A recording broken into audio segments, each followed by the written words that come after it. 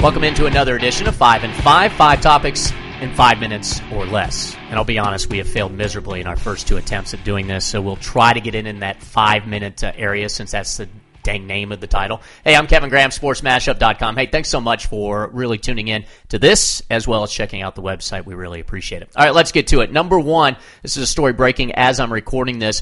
Rutgers coach Greg Schiano taking the Tampa Bay Buccaneers job. This is the second college coach this organization has targeted after Chip Kelly turned the Bucs down after he originally agreed to take the job. Now, whether he does well being Schiano, I don't know. A lot of these college coaches that make that transition to pros, you kind of have to wait and see. I know Schiano has some NFL experience. The issue I have on this is he takes the job 1 week before signing day. This hurts not only Rutgers, but how about those kids and those recruits that chose to go to Rutgers, and now they're scrambling to decide whether they're still going to go to the school, not knowing who their head coach is going to be. I do not fault people for wanting to better themselves and take better jobs, but I do believe that the NCAA and college football is a complete hypocrisy because of it. Because again, coaches can leave whenever they want, and players and kids rather are stuck. In this case, these potential recruits can be screwed because maybe they do want to attend another school, but maybe that school doesn't have the scholarship for them anymore. So complete hypocrisy, another issue the NCAA needs to address. Therefore, I doubt they will ever address it. All right, NBA, Lakers, Clippers. Apparently we got ourselves a little bit of a rivalry finally between these two teams. A little incident towards the end of the game. I guess very physical game, a lot of run-ins, technical fouls, that whole deal. And then late in the game, Gasol kind of patted Chris Paul's head. He didn't like it, went after Gasol. And here's Gasol after the game talking about it. Is he talking to Kobe or is he talking to you? Both, I guess. I don't know. What was he saying?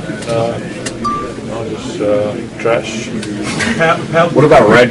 Chris was saying that you put your hand on his head. He thought that was a demeaning gesture. He thought that you treated him like a little kid. And he didn't like that. That's what he said. I'm sorry to feel that way. What was? So there you go. There's Gasol talking about it. I think it's great. I love the fact the Clippers are kind of infringing on Laker territory now and making this a series and a rivalry. But at the same time, you know what's going to happen next. Be prepared for the NBA marketing machine to shove this down your throat between these two teams. So if you used to or still hate when the Lakers, Celtics, back in the 80s and in the reemergence of those two franchises, you got sick of that. Well, get ready to get sick of the Lakers and the Clippers. Number 3, a couple notes on the Utah Jazz, which, to be honest, one of the best stories in the NBA team-wise. Well, then they turn around, they lose to Toronto at home. Remember Charles Barkley, TNT, last week saying the Jazz were not as good as their record? Well, that loss pretty much proves that. And if you really are truly legit, you need to beat the Raptors at home, even without Al Jefferson out of the lineup with an injury. Jazz were on 3 days rest. The Raptors were on a back-to-back. That was an awful loss. Devin Harris, by the way, good game, but those missed free throws in the end, again, show why I really think Devin Harris needs to go. On a positive note with the Jazz from that game, Paul Millsap showing once again why he deserves to be an all-star, hitting this huge 3 in overtime. 3-point range, Millsap to inbound the ball, 10.7 on the clock, Raptors by 3. James Johnson guarding Harris. Here's Millsap trying to fire it over Amir Johnson, and he does from downtown. Millsap ties it up at 100. And that sent into the second overtime where they lost the game. But here's the deal with Millsap, and that shot alone shows the development of this player. I saw him when he was drafted. I was working in Salt Lake doing the radio show at the time. He was a second-round pick. He got to see playing time as a second-round pick because Jerry Sloan, who normally hates rookies, to be honest, liked his work ethic, liked his ability. He went out on the floor and made things happen. He continued to improve his game. He continued to play behind Carlos Boozer. He got an offer that the Jazz matched, so they were paying him more money. There was an argument when Boozer's contract was coming up within the media and fans of whether Millsap could step in and be the power forward. I was on the side the whole time saying, look, just give Millsap the minutes and he can get it done, get rid of Boozer. Well, they did get rid of Boozer. Millsap steps in, and then what happens last year? They trade away Williams. They get Favors, who's going to come in to be their true power forward. That started up rumors heading into this season once the lockout was over that the Jazz were going to trade Millsap. What did Millsap do? He quietly went about his business, continued to improve, and now clearly he's the team's best player and honestly the leader by example. The next stop for Paul Millsap should be the NBA All-Star Game. Let's go to number 4. Let's give you a Jimmer Fredette update as he gets ready to make a homecoming of sorts and taking on the Utah Jazz on Saturday. Last night he started with Marcus Thornton being out, had a game-high 19 points, 6 of 13 shooting, 5 of 8 from three-point land in 36 minutes. He's definitely getting more comfortable, but here's the downside. Once again, the Kings were absolutely annihilated, blown out at home, 122-93. I'll give Jimmer Fredette credit because he at least focused on the loss and not his performance. That was a tough one for us. It really was. We had, just didn't play well tonight, and sometimes that happens. We haven't got beat like that, at home, this year, and it's something that we want to do. We want to protect our home court, and it wasn't able to happen tonight, obviously, but short memory. You got to get on to the next game and move forward.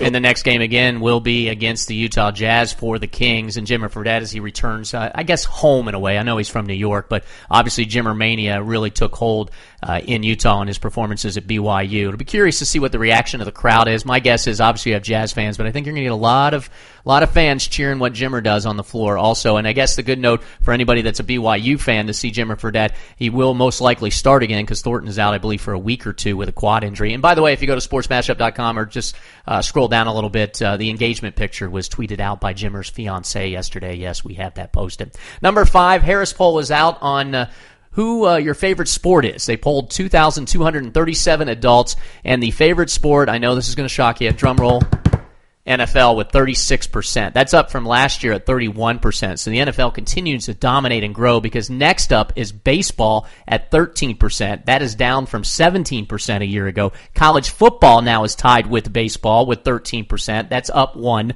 from last year. In fourth place, after with baseball and college football tied for second, is auto racing at 8%. That's up 1%. And then the NBA's down 1 at 5%, tied with college basketball and hockey. So NBA, college basketball, and hockey are all the same. I think this, again, just shows, as we know, we as a country, it's all about football. 49% of the people polled's favorite sport is football, whether it being NFL or college football. Baseball continues its slow death. And in the other sports like basketball and the hockey, as we already know, but NBA, we have to include in this, is really more of a niche sport. Now, there's nothing wrong with being a niche, but you just don't have the broad-based appeal that you have with football and even baseball and college football at this point. So that kind of surprised me. By the way, for any of you that care, and I'm sure most of you don't, my favorites, NFL 1, college football 2, IndyCar racing 3, I guess that would be in the auto racing, although I'm sure NASCAR is most of the auto racing percentage. NBA 4, college hoops 5. There you go. 5 topics, 5 minutes with opinions, and we were only, looks like, 2+ minutes over this time. At least it's better than 4. We're getting better. Follow us, sportsmashup.com. Again, obviously check us out here. Twitter, you can follow me at KevinGraham1280. You can follow the site itself at Sports Mashup on Twitter. Google Plus page is Kevin Graham. Facebook, like us on Sports Mashup. Thanks for tuning in, and we'll talk to you soon. And again, thanks for checking out sportsmashup.com.